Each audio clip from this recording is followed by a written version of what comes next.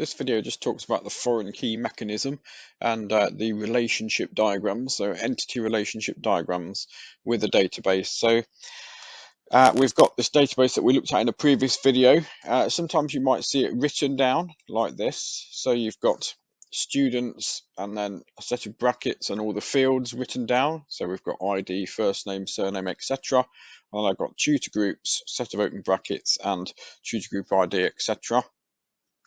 Now, often you'll see in this case the primary key underlined with a solid line.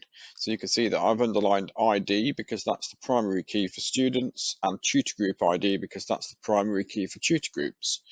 Now, we've got a foreign key in this table. You'll sometimes see the foreign key with a squiggly line under it, and we can identify the relationship between the two.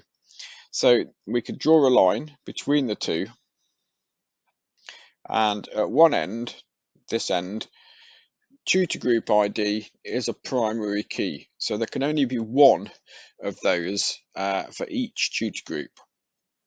At this end, it's identifying the tutor group that a particular student is in. So there can be many of those because there can be lots of different people in the same tutor group.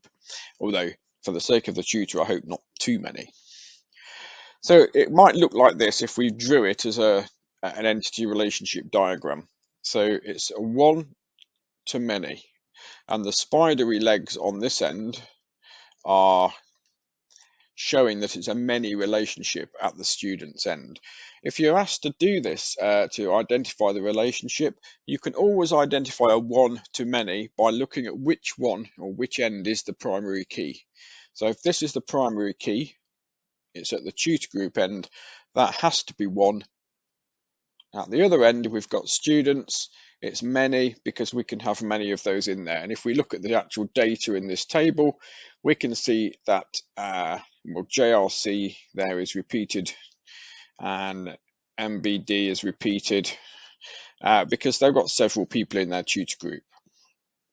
So that is referential integrity and the one-to-many relationship in a database relationship, a database set of database tables. So we can always say that there's one at this end where there's a primary key and many at the other end where it isn't a primary key.